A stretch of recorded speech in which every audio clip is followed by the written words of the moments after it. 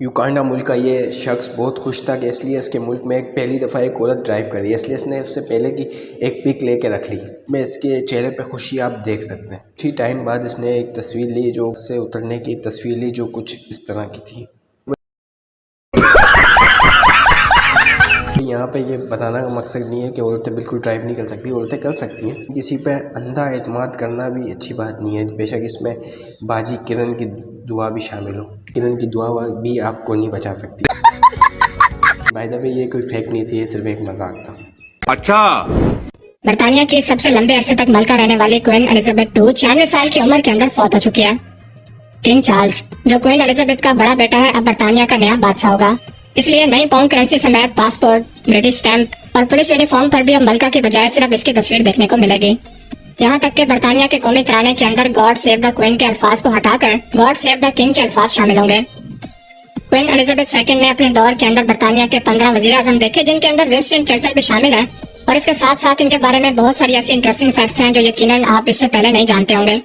मिसाल के तौर पर इनके पास सफर करने के लिए पासपोर्ट नहीं था, क्योंकि बर्तानिया के अंदर पासपोर्ट इशू करने वाली अथॉरिटी ये खुद थी। इसलिए वो बगैर पासपोर्ट के पूरी दुनिया के अंदर सफर कर सकते थे। इन्होंने 1945 के अंदर गाड़ी चलाना सीखा और इन्हें गाड़ी चलाने के लिए भी किसी ड्राइविंग लाइसेंस की जरूरत नहीं थी। और बाय द वे ये सहूलत तो हमारे हर पाकिस्तानी के पास है, सो इस फैक्ट को रहने दें। सिडनी ऑस्ट्रेलिया के सबसे मशहूर ओपरा हाउस का इफ्तिताह भी 1973 के अंदर इन्होंने अपने हाथ से किया। दूसरे मुल्कों के दिए गए तोहफों के तौर पर वो लंदन के एक चिड़ियाघर के अंदर एक हाथी, 2 कछुओं और एक जगुआर की भी मलका थी।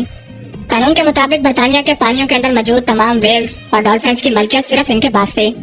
मलिका एलिजाबेथ पाकिस्तान के दौरे पर 2 मरतबा आ चुकी हैं, जिनमें पहली बार 1961 के अंदर और दूसरी बार 1997 में। ये उनके पाकिस्तान के दौरे के मौके पर सवात शहर के अंदर ली गई एक वीडियो है, जो मुझे बड़ी खजल खुआरी के बाद मिली है।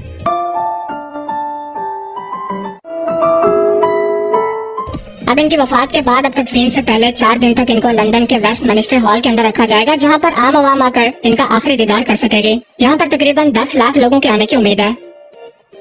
इनकी तदफीन की तकरीब के अंदर दुनिया भर से 2000 के करीब इंतहाई अहम तरीन गेस्ट को बुलाया जाएगा और फिर जाकर इनकी तदफीन मुकम्मल होगी, जिसके बाद कब्र में लेडी डियाना उनका कुछ इस तरह से पीछा करेगी। अगर आपको ये जोक समझ आ गया है तो congratulations, you are a legend. समझा? नहीं तो समझा नहीं। अगर आपने आज रात को पाकिस्तान के अंदर आसमान में रोशन चलती हुई रेल की तरह कोई शय देखी है, जिसके अंदर बज़ाहिर कई चमकते सितारे कतार के अंदर तेजी से गुजर रहे हैं, तो घबराइए नहीं, क्योंकि कोई एलियन आपके मुल्क पर हमला करने में इंटरेस्टेड नहीं है, खास तौर पर ऐसे मुल्क के अंदर।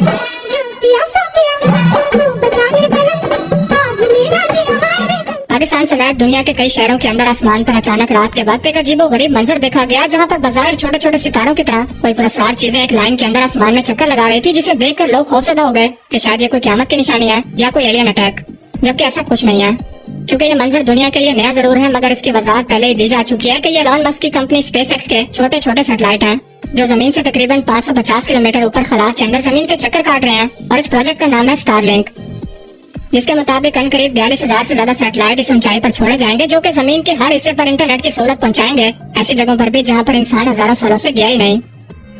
इस वक्त स्टारलिंक के 2200 से ज्यादा सैटेलाइट खला के अंदर मौजूद हैं, और ये बहुत से सैटेलाइट एक दूसरे के आगे पीछे रेल की सूरत में चलते हैं, और ये तकरीबन 3 से 7 मीटर लंबे और 1.5 से 3 मीटर चौड़े हैं। लेकिन जब इनके सोलर पैनल खला में जाने के बाद खुलते हैं तो इनकी लंबाई 20 से 40 सेंटीमीटर तक हो जाती है।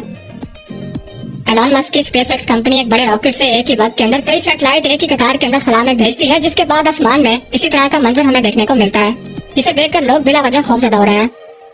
लेकिन सबसे अहम सवाल ये जानना है कि ये सैटेलाइट इतने रोशन या चमकदार कैसे दिखते हैं। इसका जवाब ये है कि सूरज की रोशनी जब इनके लंबे लंबे सोलर पैनल्स पर पड़ती है तो रिफ्लेक्ट होती है, और इसकी दूसरी वजह यह है कि ये जमीन के इंतहाई करीब है और खला या स्पेस जमीन से तकरीबन 100 किलोमीटर के बाद शुरू होती है। स्टारलिंक इंटरनेट की सहूलत इस वक्त यूरोपीय ममालिक और अमेरिका समेत 40 मुल्कों के अंदर मौजूद है। रशिया और यूक्रेन वॉर के अंदर जब रशिया ने इंटरनेट की सहूलत बंद की तो इन्हीं सैटेलाइट्स के जरिए हर एक नई खबर दुनिया तक पहुंचती रही।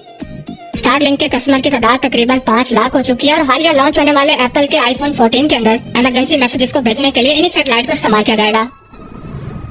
Allowing you to deliver critical information to emergency services in places where Wi-Fi and cell service are unavailable. कुछ अर्सा के बाद जैसे जैसे इन सैटेलाइट की तादाद मुसलसल बढ़ती रहेगी, वैसे ही हमारे यहाँ रात के आसमान के अंदर ये उतना ज्यादा नजर आएंगे। इसलिए जस्ट चिल ब्रो। ये सही बात है कि हर सिचुएशन के अंदर अलर्ट रहना चाहिए, लेकिन सनी पाजी की तरह साइंस को भी बेवा करके इतना ज्यादा जज्बाती होने की जरूरत बिल्कुल नहीं है।